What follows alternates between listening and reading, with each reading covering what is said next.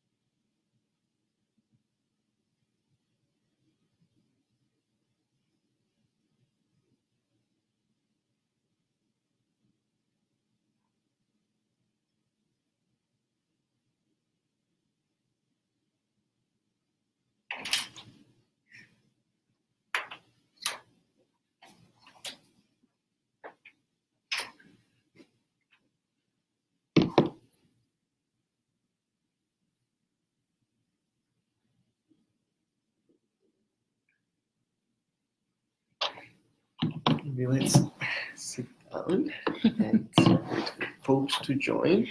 Hello, everyone. We'll be starting in a minute or two, just to let folks have enough time to join.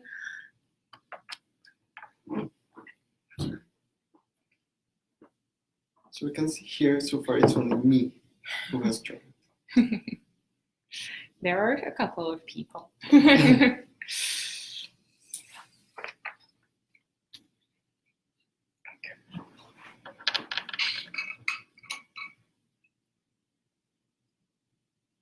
Let's just wait maybe 2 minutes and then we'll start.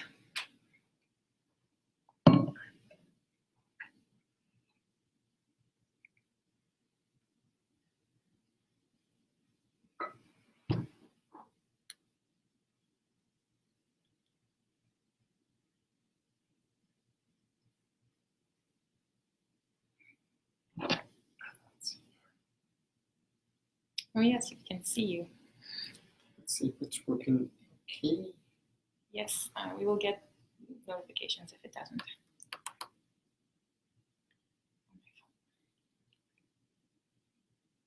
5 people, 6. 6 people. Great. 8. Well, all right, people are joining. Yeah, awesome. Just wait another minute or so and we'll begin. Okay.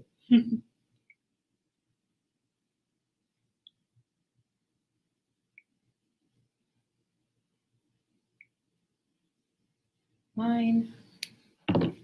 That's great. I don't think last time for the other event we had this amount of people.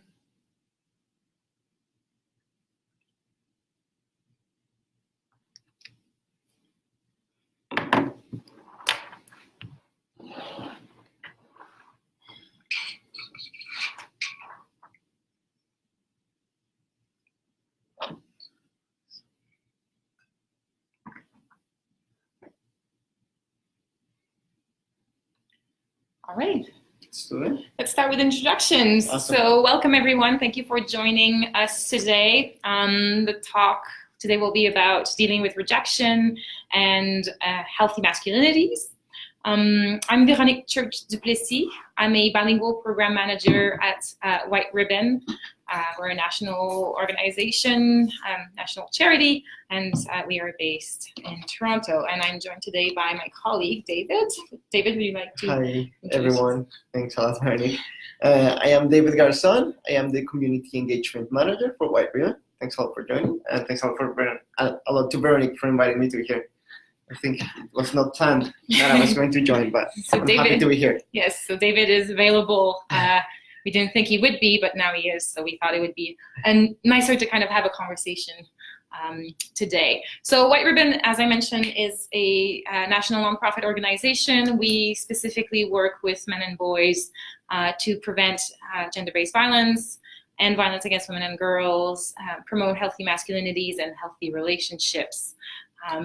So that's a little bit about our organization, and we're here today to talk about rejection and how to deal with rejection, because it's a topic that often doesn't get enough attention, and being unable to deal constructively with rejection can have disastrous consequences. So we prepared 4 questions that are going to guide the entire discussion. If you have anything to add, I think you can comment and ask us to expand on our responses and so on, right? But feel free to participate any moment. I'll be reading the comments. And so to start with the conversation, we thought it would be great to first maybe go through why it is important to have a talk about rejection and how is this related to gender-based violence prevention and masculinities. Yeah. Do you want to begin? Sure, yeah. I think talking about rejection is extremely important because it's a place, or it's a situation in which often we encounter violence. It's a situation in which often men don't know how to react to it and end up being violent, being abusive, and so on. I think we talk a lot about unpacking unhealthy masculinities, but we don't talk about the situations in which unhealthy masculinity acts and describes that habilitate that unhealthy masculinity to exist in our society, right? Mm-hmm. And it's important to help the people in our lives, and particularly the young people, learn how to deal constructively with rejection, because it is just a part of life. It will happen. It happened to everyone. I'm sure we'll share some of our personal stories going forward. But when we're not able to deal constructively with rejection, the consequences can be quite dramatic. We see examples of that almost every day. Just yesterday in Quebec, a man who couldn't accept that his partner left him, murdered her, and then committed suicide. It's important to encourage people have the skills they need to deal with rejection in a constructive way and to reach out for help when they're encountering difficult situations and they're not able to deal with it on their own. And that's a more extreme form of violence, but there are other signs and symptoms in our society that show that as a society, we're not doing that well when it comes to dealing with rejection. I remember this Twitter story that we saw a couple of months ago. Do you want to share it? Please go ahead. Yes, so I'll show you. I printed it. So a couple of months ago, this woman posted about her experience with her nephew and how her nephew asked the girl he liked out, and she turned him down.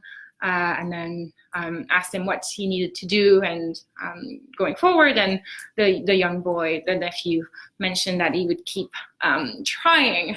So no one had taught this young boy that you have to respect women's boundaries. You have to respect everyone's boundaries. When they say no, they don't mean yes, they say no. So it's important to accept that and move forward. Mm-hmm. And we'll experience rejection. Everyone experiences rejection in several areas of our lives. We experience it when we're looking for work, when we're looking for jobs, in our friendships, sometimes even in our family relationships, and also in our romantic and sexual relationships. So no matter how successful a person is, everyone goes through rejection. It is just a part of life. And I really think that in the script we get for relationships and sexuality and so on, we often don't provide enough guidance to folks in how to deal with rejection. It's just not part of it. Either you're successful or you're successful, but we never mention how rejection could be an opportunity to grow, or it's just part of life. And so we see a range of responses to that, which could be from spreading rumors or spreading pictures and so on, to like very violent acts, which can end up in murder or some like very bad forms of revenge. Yes, and we have a draw the line scenario as part of our campaign here about stalking and how following your ex around or constantly calling your ex or sending them messages and not accepting that the relationship is over and that you need to move on. It's a form of harassment. We need to respect people's boundaries, and yes, it is difficult, but people who are unable to manage those emotions and deal with them need to get help from their friends, their families, and sometimes from professionals as well. So I think that's clear why we need to talk about this, right? Now, talking about masculinity and gender-based violence prevention, what do you think is the context in which this entire phenomena of not being able to deal with rejection happens? Yeah, I think we get a lot of problematic messages from popular culture. What I like to point out usually in the talks and the workshops that I do is all the harmful ideas that are spread in most romantic comedies, for example. What they build up and present as being romantic, when you pause to think about it, is deeply, deeply problematic. There's a video from this YouTube channel called Pop Culture Detective that analyzes this idea called stalking for love. So it looks at, and I think the link will be posted in the comments if you want to check it out. But basically, it takes a very critical look at how most romantic comedies are built around the idea that a man is pursuing a woman, so they're very heteronormative. A man is pursuing a woman, she turns him down, but he continues pursuing her until he overcomes, until he basically wears her down. And that's deeply problematic. For one thing, it's the whole idea is that women don't know what they want, and you just have to keep trying until they'll say no, because eventually they'll be fed up and they'll agree to go out with you, and then they'll understand how fantastic you are, which is not true. That's not how it works. But if we look at some of the most romantic movies out there, or what are deemed to be most romantic movies out there, for example, I think of The Notebook, which is getting a bit old now, but the whole premise is that the male protagonist crashes the female protagonist's date with another guy, and threatens to jump off a Ferris wheel if she doesn't agree to go out with him. So that's manipulation and coercion. It is not part of healthy relationships, but I think that most people would think that this is the most romantic movie ever. And if you don't pause to think about all those problematic messages that you're receiving from popular culture and how they're not building up the foundations of healthy relationships, you come up with some pretty twisted ideas about what it means to be attracted to someone or to have feelings for someone. And you see that everywhere. For example, one of the more recent movies, I think, Twilight, the male protagonist watches, one of the male protagonists watches one of the female protagonists sleeps and follows her around. That is also not okay. Showing up to a person's house unannounced when you know you're not welcome is not romantic. It's harassment.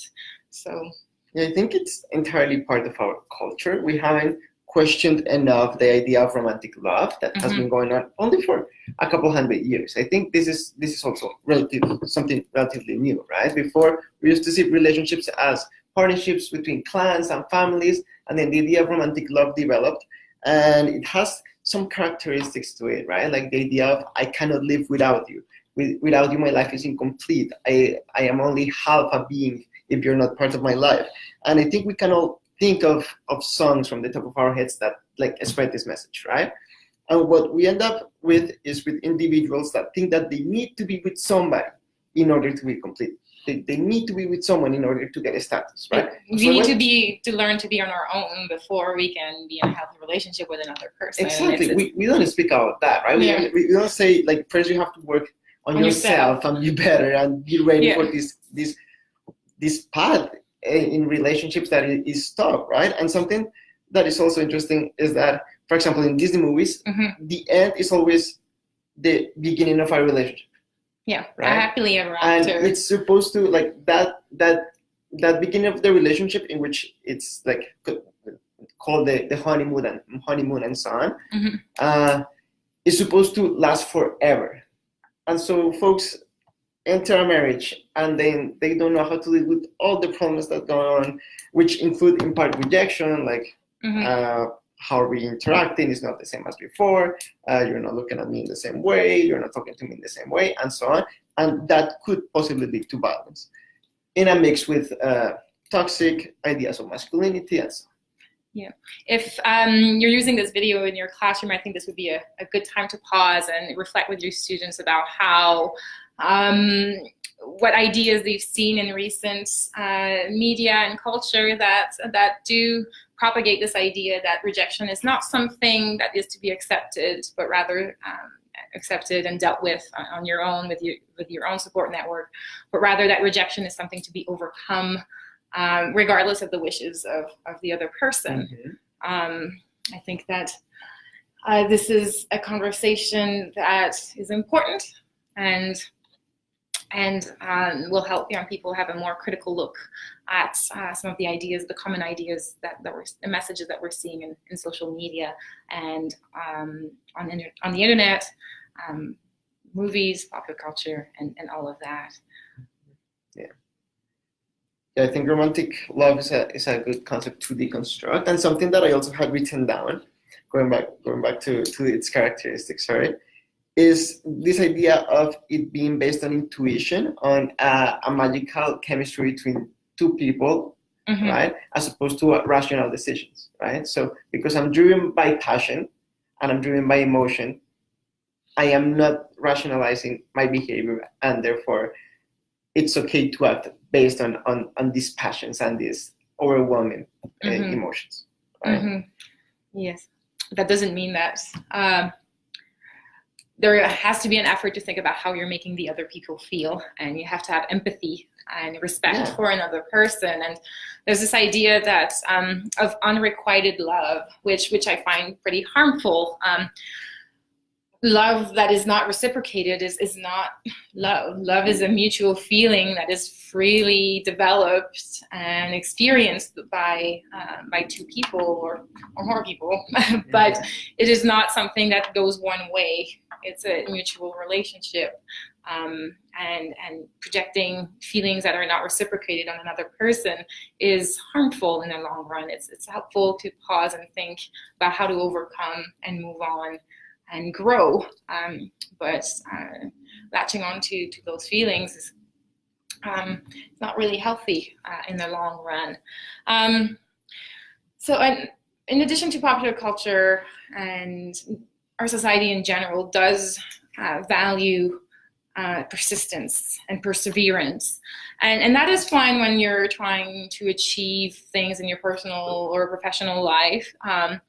But sometimes it devalues the idea that not being successful as you intended, it should be seen as a failure, and that is inherently negative.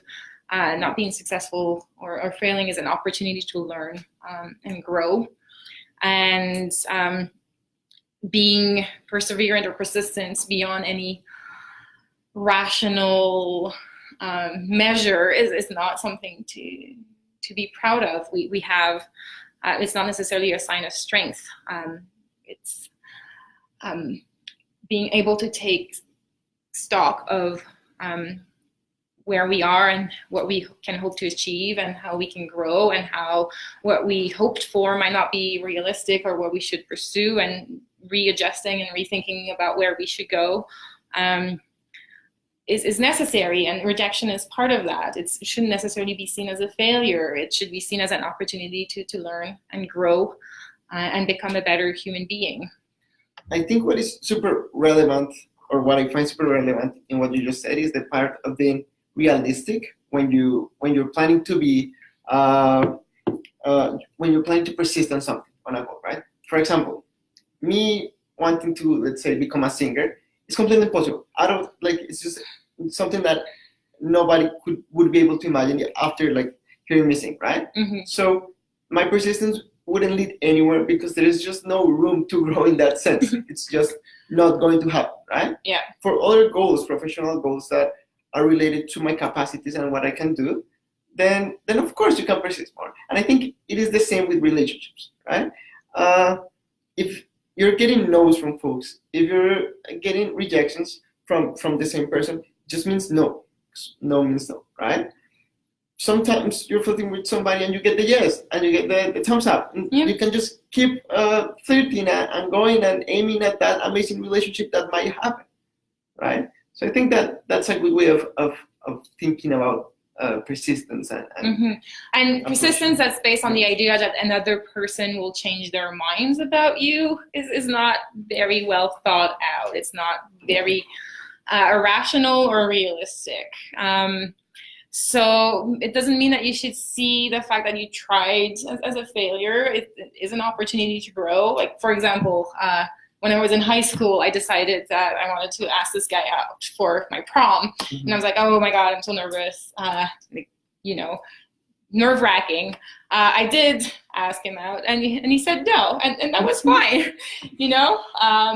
I didn't necessarily take it personally, although, not everybody will like you. It's not, it's just a fact of life. Some people will like you, others won't. And spending all of your energies getting a person who doesn't like you to like you didn't seem like a good choice for me. So instead, I decided to focus on on my friends and other people who did like me, with whom I could actually build a mutually supportive and beneficial relationship.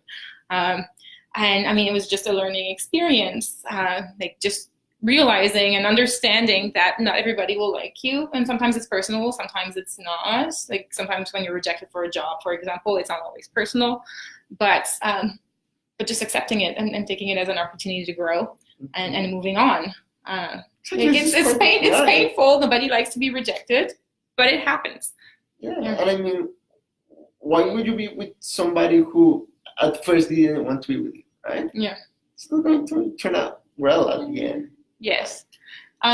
So perhaps turning back to folks in their classrooms and people watching the video either now or later, I think that it would be a good time to ask you to think about how this issue of not dealing with rejection in a healthy way is connected to unhealthy ideas about what it means to be a man in our society.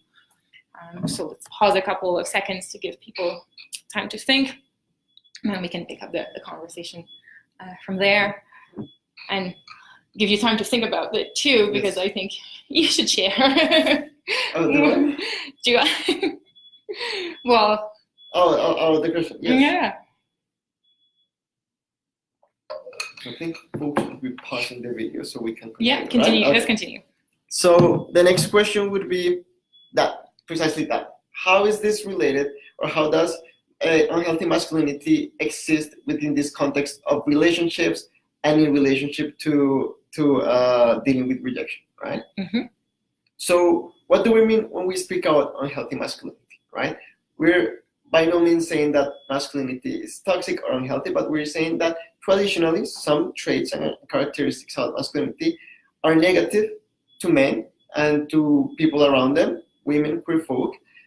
These include being stoic. Yeah, the lack of emotional intelligence or not being able to show emotions. Other than anger, because anger seems to be like the emotion that is allowed for boys and men. Or this emphasis on competitiveness and aggressiveness and being clear or dominant. Like all of these are kind of connected together, and I mean that's clearly connected with how you're treating others. I feel like a lot of guys do take dating as a realm in which they have to be dominant, right? If I manage to dominate this person, then they'll be attracted to me because it's a relationship in which there's a hierarchy. So if I become more dominant, they'll like me and they'll feel attracted to me, right? So that's what we mean by unhealthy masculinities. And there's also part of that, this sometimes this idea of entitlement that we can see with some people who identify as male. Do you want to speak a bit about? Yeah, sure. So entitlement refers to the idea of, because I am a man, then I can do certain things, and there is that permissivity in culture of me for doing certain things. And boys will be boys, for example. Exactly. Which deeply problematic. Entitlement as opposed to accountability and responsibility. Yeah. So if a boy is competitive and is on a fight or is aggressive in sports or something like that, then that's okay. But then girls won't be allowed to do the same, right? And another aspect of male entitlement that we sometimes see is the idea that women kind of exist for them, that they're entitled to their time, to their attention, to their affection, to their emotional support, which goes back to some earlier ideas about women's roles in our society as existing in relation and only in relation to the men in their lives and existing for their pleasure and to support them. So this idea isn't gone. We still have quite a lot of entitlement in our society. For example, an example that we came across when planning this entire discussion was the example of the nice guy, right? We found some very funny memes on how some males understand dating as, I am going to be nice towards you, and I'm going to give you this gift, and I'm going to do this for you, and therefore I am entitled to your love. So I have already fulfilled what I'm supposed to do for you. I'm being protective. I am giving you gifts and so on. Therefore, you have to respond. Or I paid for your dinner on this day, therefore I'm entitled to. Exactly. There's no option. This is just a contract like that. Yeah. I give, you give. Yeah. Right? Without any conversations or any dialogue in between. Yeah. Right. Or another example, like from my personal experience, from a woman's perspective, I was on the subway not that long ago, and this guy clearly didn't respect my personal space, and I had my headphones in, and I didn't want to engage in conversation, but he kept trying to talk to me. And when I turned him down pretty assertively, he turned to me and said, "Oh, never mind, you're ugly." I'm like, okay, like, yes, flip the switch, because I wouldn't gratify his attentions. Suddenly, like, he decided to be mean and angry at me. So if a woman doesn't want to flirt with you or talk to you, like, you're not entitled to her time or her attention. But it was pretty dramatic switch between, like, when he was trying to flirt with me to when I turned him down, and then it was like, "Oh, you're ugly." Like, okay. Oh, that's a perfect example of dealing with rejection in the worst way possible, right? Yeah. And Wow. another symptom or example of male entitlement and being unable to deal with rejection is this idea of being put in the friend zone, which is deeply problematic, because it assumes that a woman not being attracted to you or not reciprocating your feelings is a grave injustice, that you're experiencing some resentment, that you're even astonished that a woman could not be attracted to you like that, and that in the end it's about a grave injustice, and not about the fact that maybe that person doesn't find you that interesting, and maybe you have some work to do on yourself. I feel like entitlement does something really bad for guys, which is getting rid of the question of what can I do for myself to become better, right? Once there is that sentiment of entitlement, you never question what you are, how you present to yourself, how you interact with others. You just feel like you deserve something. But it never crosses your mind that maybe you should work on yourself, get a hobby, become better at something, have amazing goals. Whatever it might be, going to the gym, becoming a musician, anything. Yeah. But just becoming better and working on yourself, right? Yeah. I think that another way in which this idea of romantic love intersects unhealthy masculinity is when males understand their partners as property, right? In romantic love, we usually say, "You're mine and I'm yours," and we live for each other, right? And it happens often that men really believe that their partners is their property, and if the relationship has to come to an end, then there are grave consequences, right? I often share in my workshops how when I was a kid, my aunt broke up with her partner, and we received a grenade in our window as a response, right? So luckily it didn't go off and everyone was fine. It didn't work, everyone was fine, but we were very close I was very close to being there, right? Just because of a breakup. And this happens all the time, all around the world. And it's this idea of, if you're not going to be with me, or if you're not mine, then you're not going to be anyone's, right? So I find that very problematic, and I find that masculinity or unhealthy masculinity, which is unhealthy, not toxic, acts within this very unhealthy idea of love, and they intersect in a very negative way. And another part of unhealthy or harmful male norms is the fact that sometimes relationships are seen as games. And that's the flip side of the one that you were saying. So that relationships are games to be won, that it is a competition, that your success as a man is measured by how many, usually if you're talking about bro culture, you're looking at how many women you can win over, you can conquer.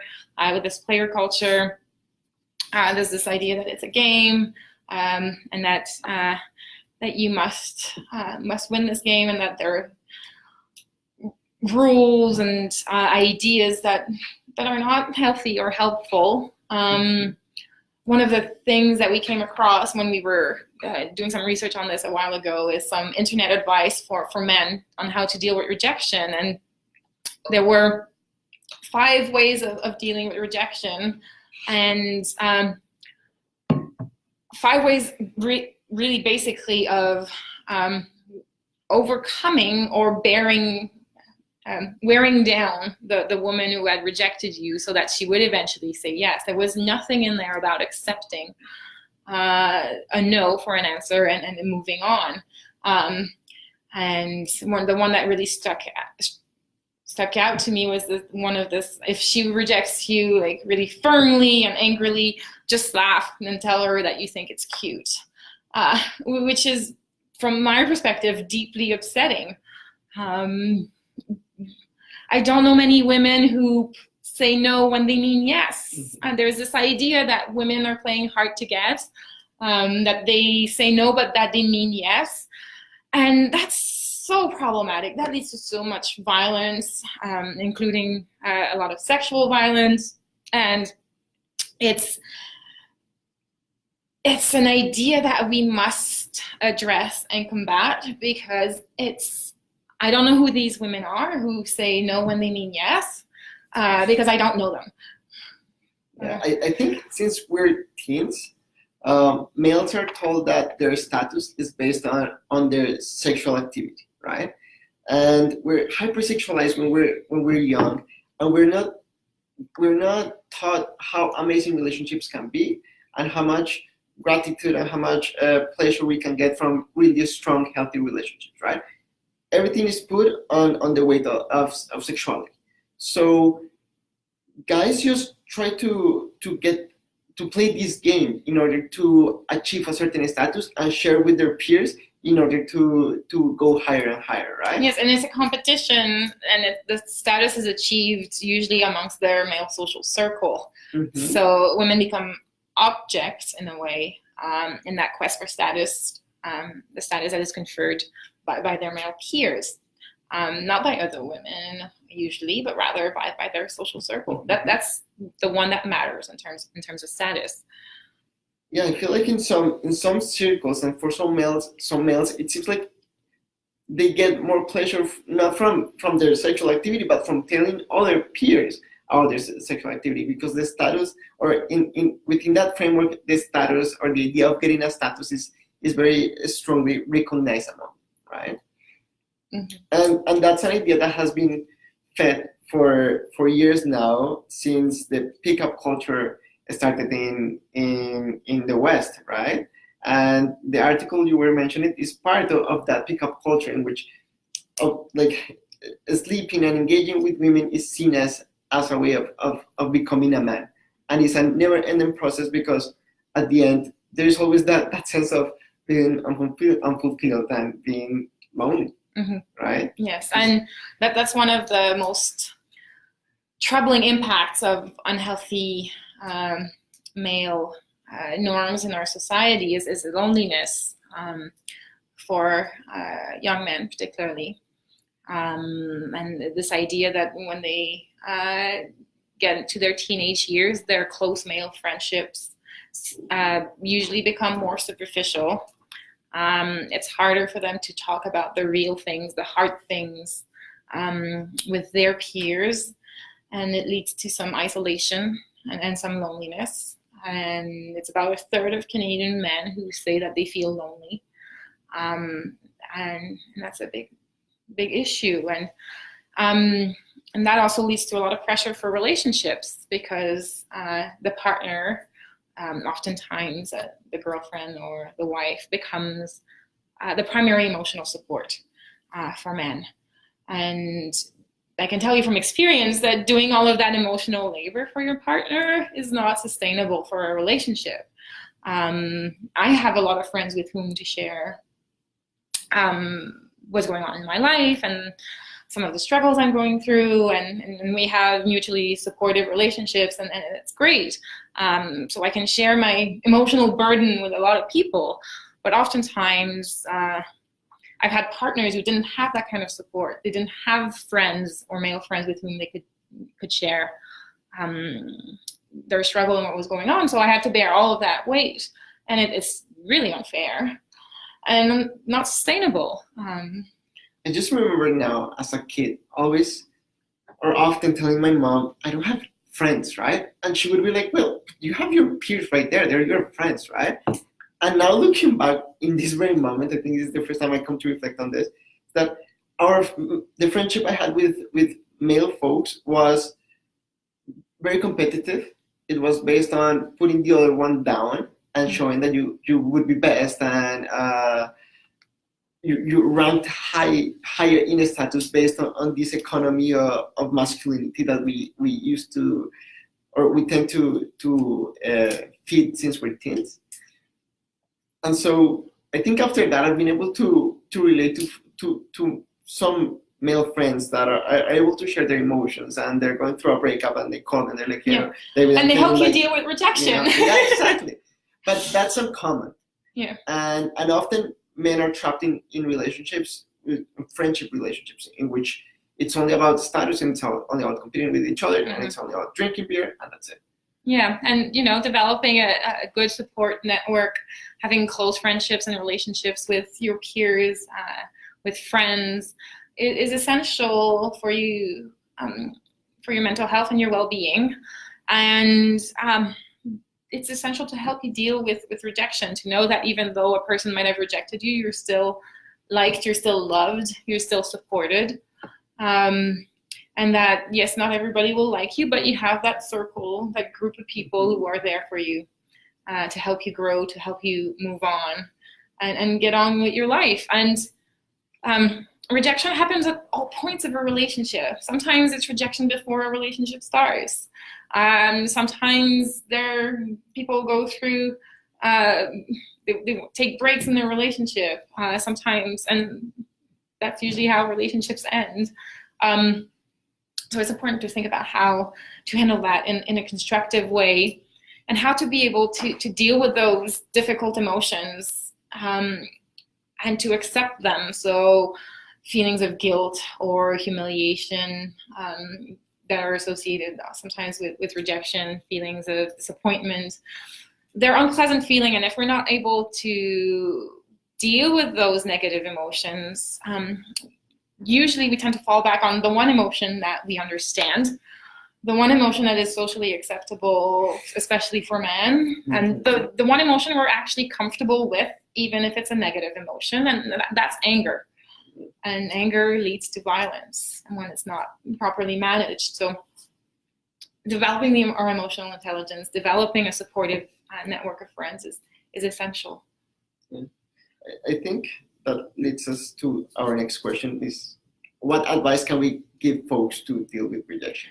So perhaps it's a good time for people in their classrooms to pause and think about tips and strategies and what you can do to deal with rejection in a constructive way. And then we'll share a couple of our own stories. And it's important to think of rejection. I think we didn't define rejection, but not only when you're trying to start a relationship, but also within a relationship, like during a breakup and so on, right? Yes, it happens at every point, and it's not exclusive only to relationships either. It can happen within families or circle of friends. They go through their ups and downs, and it happens in your professional life all the time. When you're applying for jobs, for example, you will get a lot of rejections. And that's an example where it's not always personal, right?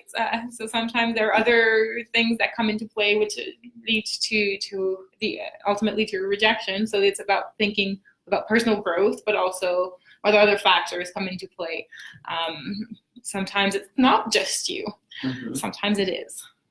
So when it is, what can you do? So I was giving a workshop with teacher candidates a while back, and we were looking at male stereotypes and what it means to be male, to identify as male in our society. And we were looking at some of those stereotypes, and one of them that usually stands out when we're talking about the harmful male stereotypes is strength. And one of the participants was asking, so what is wrong with strength? And there was nothing wrong with strength, but I would encourage folks to really rethink the definition of what we mean by strength. And being strong, I think, is being able to have empathy and compassion, because sharing another person's pain, sharing another person's burden requires a tremendous amount of strength. Strength is also being resilient, dealing with adversity in a constructive way, and becoming a better person. And yes, you do need to be strong to deal with rejection. You do need to be strong to build healthy relationships with other people, because you do need to be empathetic. You do need to be able to learn and grow from difficult experiences. And so I think that being strong and recognizing also, being strong also means recognizing when you need help beyond your own social circle, and being able to go and access that help, whether it's a social worker or a therapist or a helpline. That's just a part of life. And yeah, I like the Rock's example of dealing with depression, and talking about how it doesn't make you less of a man to reach out for help, and that it is essential to reach out for help to deal with adversity and mental health issues. And so how do you cope? What are some examples or ways that you deal with difficult emotions, including rejection in your life? Now that we were talking about friendship, something came to my head, a video from, I think 2007 or 8, when I was just starting university. And they spoke about friendship, and I think they went to a campus in Ottawa, and they were asking students if men and women could be friends, right? And a lot of guys would say no. And what I'm going at is that I find really important for anyone's emotional well-being to develop a network of friends and emotional or for emotional support. Yeah. In order to seek for that help whenever you need it, right? Yeah. Whenever you're feeling down, whenever you're feeling rejected, giving them a call and so on, right? And I find that interesting because part of sexist culture, part of unhealthy masculinity is seeing every woman as an object and a sexual object, right? And I remember watching this video. Only as a sexual or a romantic object, and not as a person with whom, not as a full human being with whom you can have a friendship. Exactly. So I remember watching this video and being overwhelmed at what the responses of the guys were, and how detached were the realities from mine. Because I grew up surrounded by women. I always had female friends, and they were just friends, and that's it. And I find that having their support was very helpful to me, because, as I said, during a period of my life, I had only unhealthy male friendships. So just calling like your friend who is a female and being like, hey, I'm down, I'm feeling sad, this is happening, and then supporting you as friends is very important, right? So thinking about friendship and thinking about the importance of creating close relationships with males and females, queer folk, non-binary folks, everyone, in order to just have that warmth and support. And I'd say it's important to encourage men to develop close friendships with other men, so that we're not still relying on those gender stereotypes that women are better at the feeling stuff. Exactly. And that you can't talk about your feelings with your male peers, including your feelings when you're being rejected. And it's not, sorry, bro, it'll be better next time, or there are other people, but rather having real conversations about how and having empathy for a person who's experiencing those difficult emotions. What are your coping techniques to deal with when you're having to deal with difficult situations and difficult emotions? People have a lot of coping mechanisms and lots of different things that they do so that they can process or exteriorize those feelings in a healthy way. And everyone's a bit different, but I think it's good to know what works for you. And so I think mine right now are exercise. I've been going to the gym for 1 year now, so which is awesome, right? And it helps to just like not think about anything, focus on other goals, things that make you feel good because you're accomplishing something. It's always great. As I mentioned, I'm really bad at singing, but I have my guitar. If I'm sad, I'm gonna sing. So my neighbors come and complain and so on, but it still makes me feel good. I don't know. What about you? I like to write. It helps me process my feelings and take a step back and like really being like, okay, like you're being a bit over dramatic here. Like things will calm down and they'll get better. So I like that. Sometimes I like to also escape through reading. So I'd like to sit at home in my armchair with tea and the cat and, just taking some time for myself. But I tend to balance that out with hanging out with some friends and having some conversations about the state of our lives, but also the state of the world. And I think that that's also helpful to put things in perspective. And but other people like art. I'm horrible at it. I can't draw or do anything artistic. It's not really my calling, but I think that's one way that a lot of folks can exteriorize and process their feelings. Even if you suck at it, that's me. I also try art. Doing it is helpful, right? And it makes you feel good. Something that I was also thinking of was for breakups or rejection. Many times you feel like you're the only one in the world going through such pain, right? You invested so much emotional energy in coming up to this person and saying, hey, you were brave, right? Or you invested so much effort and energy in a relationship. And then when it comes to an end or you get rejected, you feel like you're going through a pain that nobody is experiencing in the world, right? But everyone has. Exactly. So maybe going on apps or blogs in which people are going through the same situation helps a lot because you see that you're not the only one. You can relate a lot to their experiences, and moreover, that it'll pass. Yeah. Some folks have gotten through it. You will get through it, and it's just part of life. Sometimes it helps to get help from professionals too. It can help you grow and become a better person, and can help you address some of your issues. So, I mean, if things feel like unbearable and unmanageable in the moment, like calling a crisis line, like a Kids Help Phone or something like that, is extremely helpful and to help deal with a short-term crisis. There are social workers and therapists and counselors that are also available to help people through that process because we don't have all the answers. And sometimes the experience is traumatic and so difficult that trying to deal with it on your own is not going to be super effective. And it's also not necessarily the best way for you to handle that situation. Something that I find interesting in English is that we speak about falling in love, right? It is a fall. It's not like ascending to love, but rather like falling to love. Because there is an underlying feeling that at some point maybe you're going to hit the ground like with your face, right? And we sort of know it, but we don't speak about it. And when having conversations about relationships, we always go for the best things, right? We're posting the pictures of us having the best time with our partners, having the most successful relationship, but nobody's talking about what real relationships look like, right? And I think another part of the advice I have to give to folks is really talking about what real relationships look like and how to deal with problems in those relationships, right?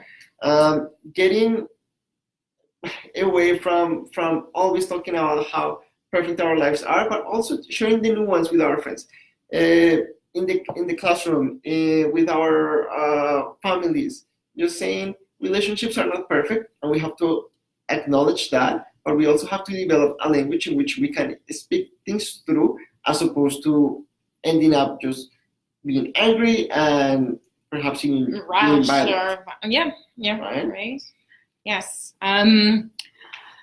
Right. And I think that some more advice that I would share with folks is to pay attention to when you're approaching a person, when you want to flirt with them or when you want to ask them out. Like, don't just pay attention to their words and what they're saying, because we know that women have been socialized to say to be polite and pleasant, and it's hard for women to say no, even if that's what they're thinking and that's what they mean. And but there are situations where you don't feel safe saying no. So if you're asking a woman out and you notice that her body language is really tense and that she keeps pulling away from you, or anything that points to the fact that she's not comfortable in a situation, don't necessarily just pay attention to the words. Pay attention to the fact that you're making this person really uncomfortable and they're not feeling safe. So take yourself out of the situation. You don't want to make another person feel unsafe. I think that's very hard to do, but I think it might be one of the most useful recommendations right now. There is a podcast episode from, I think, a podcast called Heart or The Heart. The episode is called Movies in Your Head. And it talks about how when we're in love or having sexual or romantic feelings, we tend to create these movies in our head about how it's going to look, how they're going to love us back, and so on, right? And I feel like because a lot of the responsibility of starting a relationship is put on guys in our culture, Mm-hmm. then they start creating these movies that are exaggerated based on entitlement to a good extent. And then that's when it becomes super hard to deal with rejection. Yeah. But I think we have to start from a mindset in which we say, these are the realistic expectations I have from this approach I am going to do, from talking to this person. And there's They might say yes, they might say no. They're going to say no. I think it might be 50-50. Exactly. That's So pretty realistic. You think that go one way or the other. even if you're investing a lot of time preparing for this, Yeah. you're yet not entitled for their yes. Yeah, right? And exactly. preparing for that, having that preparation of seeing how people react when they're saying or they're implying a no, and when people are uncomfortable and so on. Getting used to learning and reading those cues is Mm-hmm. super important in you too, growing as a person and actually becoming successful at creating relationships. Yeah. I think we can finish with one last question. Yes. And leave some time for folks if they have questions or comments to add. Just type those in the comments. But I think that it's important to conclude and think about how can we talk and teach about relationships in different ways.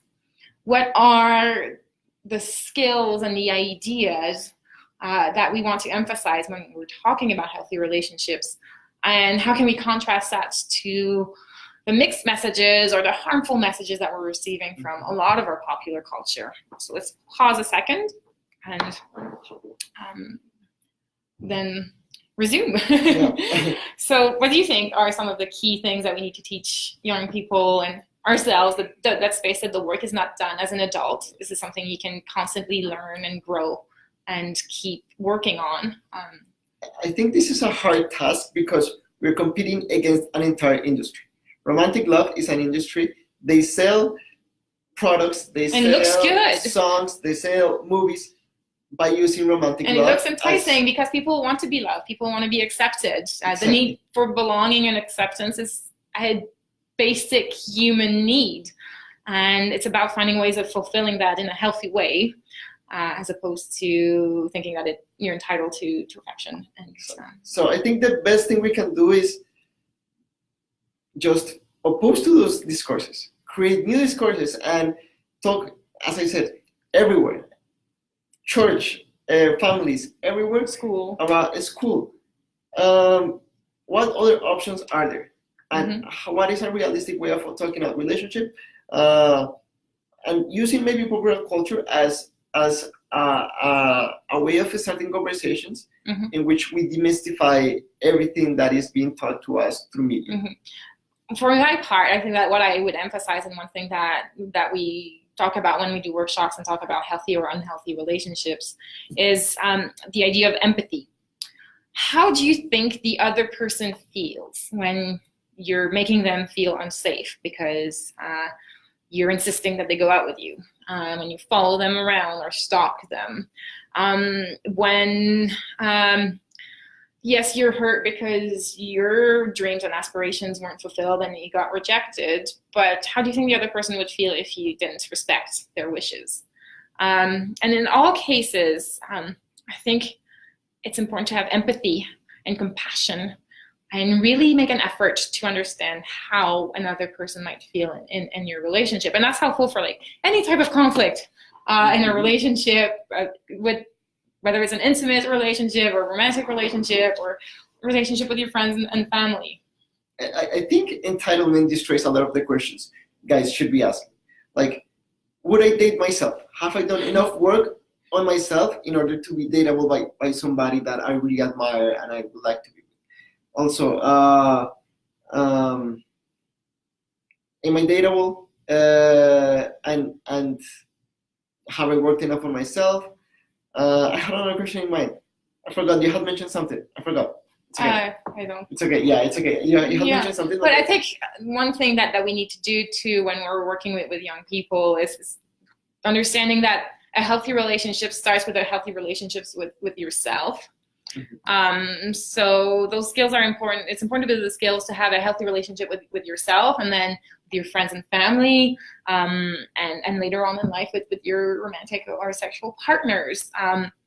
If we're not able to have that foundation, it's impossible to think that we can build healthy, fulfilling, and pleasant relationship with our partners. Yeah, I think the question that I had in mind was, would I like this to happen to me? Always being critical in that sense, because we see a lot of discourses on how men should be in relationships, like very authoritative and dominant and so on. But guys should be critical about how we are portrayed and instead ask, would I like that to be like in a relationship? Would I like somebody treating me this way, right? And asking those questions. Yeah, and usually the answer is no. Most people do want equality in their relationships. Equality and compromise and listening and being supportive are all foundations of healthy relationships. And listening also means accepting and accepting another person's decision when they reject you, and just finding ways of dealing with that in a constructive way. Let's see, we have a minute or two, so if there are any questions or comments, please type them in the comment box right now.